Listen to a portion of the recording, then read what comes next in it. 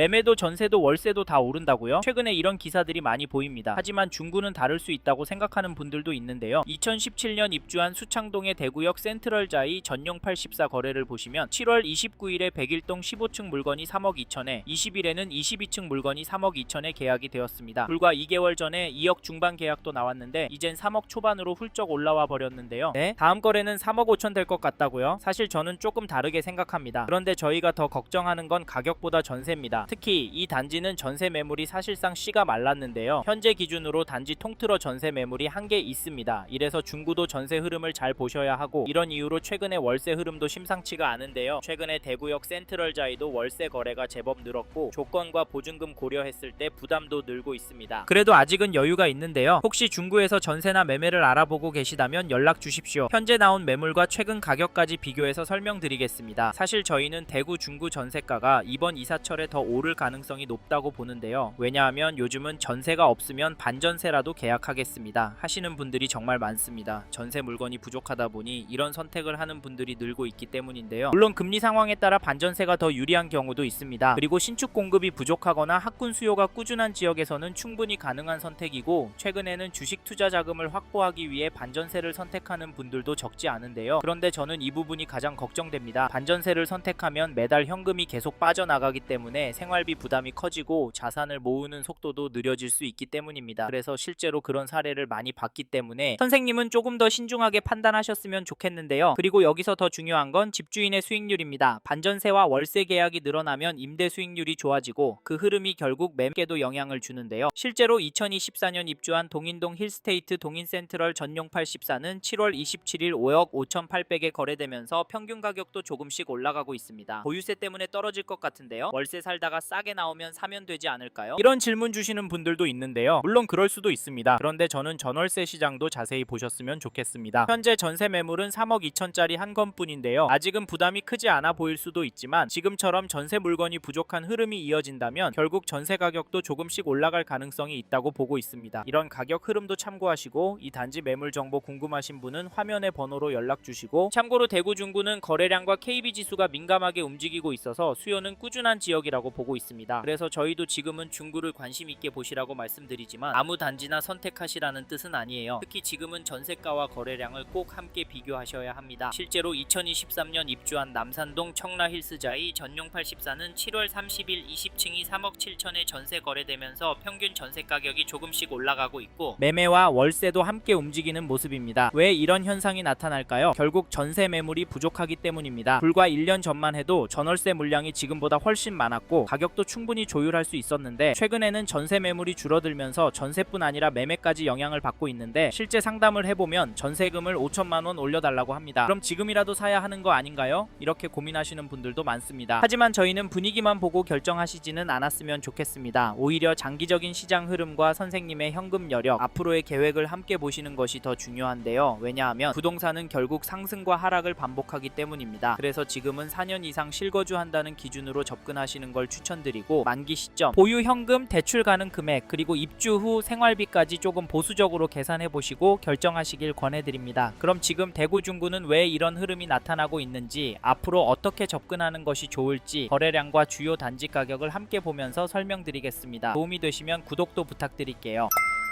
앞서 말씀드린 것처럼 요즘 중구 단지들 문의는 계속 늘고 있습니다. 그런데 이번에 매매나 전월세 계약을 고민 중이시라면 단순히 가격이 괜찮아 보인다거나 입지가 좋아 보인다는 이유만으로 결정하시면 안 됩니다. 오히려 지금은 세 가지를 먼저 정리하셔야 하는데요. 첫째, 이 집을 얼마나 거주할 계획이신지. 둘째, 현재 자금과 대출 기준으로 무리 없이 감당 가능한지. 셋째, 비교 중인 다른 단지보다 내 상황에 더 유리한 선택이 맞는지입니다. 이 세 가지가 정리되지 않으면 좋아 보이는 입지도 나중에는 부담으로 바뀔 수 있는데요. 실제로 상담을 해보면 가격이 괜찮으니까 일단 잡아야겠다 생각하셨다가 자금 계획 때문에 어려움을 겪는 분들도 계시고, 반대로 너무 조심하다가 좋은 기회를 놓치시는 분들도 계십니다. 그래서 저희는 단지를 보기 전에 선생님 상황에서 지금 검토해도 되는 지역인지, 그리고 보시는 단지가 선생님께 유리한 선택인지부터 먼저 확인해 보시라고 말씀드리는데요. 이 부분이 헷갈리신다면 화면에 대표 번호로 연락 주셔서 현재 상황을 한번 점검해 보시기 바랍니다. 그럼 이제부터는 현재 대구 중구 아파트 시장이 어떤 흐름을 보이고 있는지 함께 살펴보겠습니다.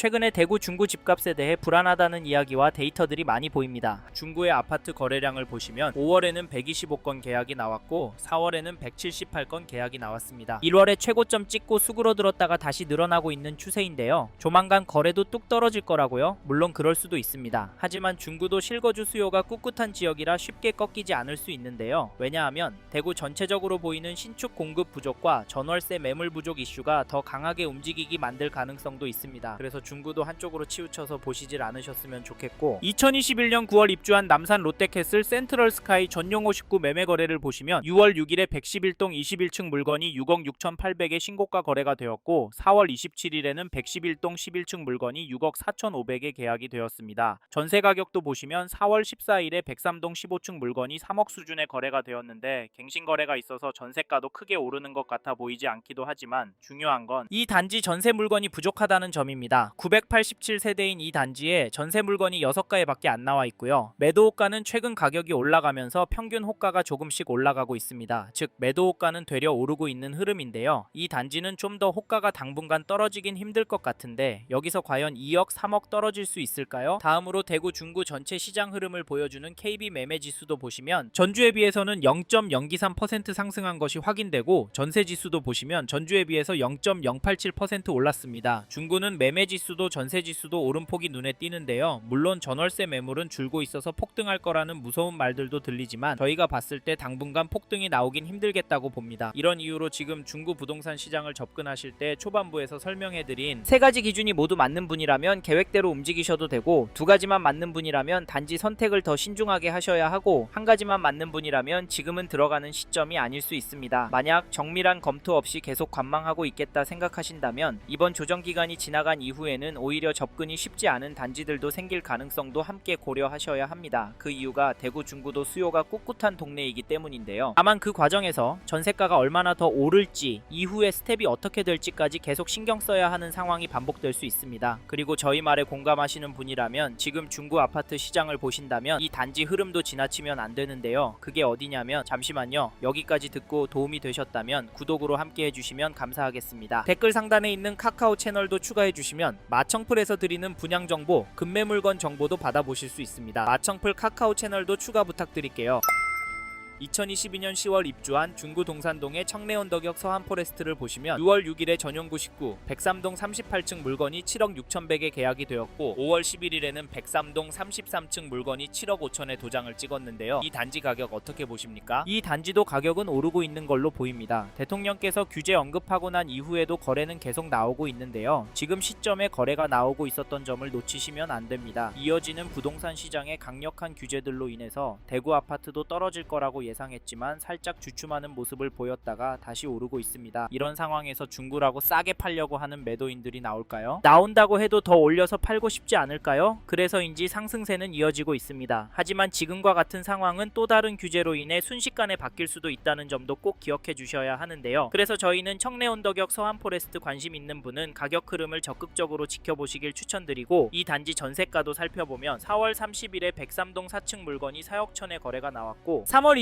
20일에는 103동 22층 물건이 4억 5천에 신고가 계약이 나왔는데요. 전세가는 확실히 오르고 있습니다. 물론 중심축이 약간 움직이고 있다. 갱신거래도 섞여 있기 때문에 상승처럼 보이지 않는다고 하실 수 있지만 저희 가맹 평균 가격이 5억 중반까지는 무난하게 올라갈 수 있다고 보입니다. 가장 큰 이유 중에 하나가 전세 매물이 부족하기 때문인데요. 현재 등록된 물건이 너무 부족합니다. 300세대 규모인데 나와 있는 전세 물건 비율이 아쉬운데요. 이 다음에 가격은 얼마로 내놓을까요? 이래서 전세 가격은 계속 오를 수도 있을 것 같습니다. 다시 정리하면 지금 매물도 적고 가격도 평균 거래가보다 높은 상황인데 청래언덕역 서한포레스트 전세 가격이 떨어질 수가 있을까요? 그래서 전세 들어갈 생각하시고 계신 분이라면 서두르시길 바라겠고 참고로 매매 호가를 살펴보니 이 단지 매매 물건은 넉넉한 편입니다. 거기다 가격은 7억 후반 8억 수준으로 몰리고 있는 상황인데요. 개인적으로 당분간은 최고가 계속 나올 수도 있겠다고 봅니다. 그러면 이런 상황에서 어떻게 하는 게 좋을까요? 네? 조만간 떨어질 거라고요? 2억 3억은 떨어져야 살 거라고요? 물론 그럴 수도 있습니다. 하지만 저희는 조금 다른 입장인데요. 이런 분위기도 중요하지만 초반에 말씀드린 조건이 맞는지부터 체크해 보셔야 합니다. 지속적으로 거시적인 흐름, 통화량, 인플레이션, 환율, 주택 공급까지 부족하기 때문에 특정 자산과 특정 물건은 상승하는 모습을 보이고 있습니다. 그래서 저희는 지금 시점에서 대구 중구 아파트가 감당이 되신다면 매매도 검토해 보시길 추천을 드리고, 특히나 인기 단지나 신축 단지 위주로 접근하시면 좋을 것 같다는 의견을 드립니다. 참고로 두 개 단지 중에 고민하고 계신다면 전세가가 얼마나 빨리 상승하고 전세 물건이 얼마나 빠르게 소진이 되는지 보시고 결정하시면 됩니다.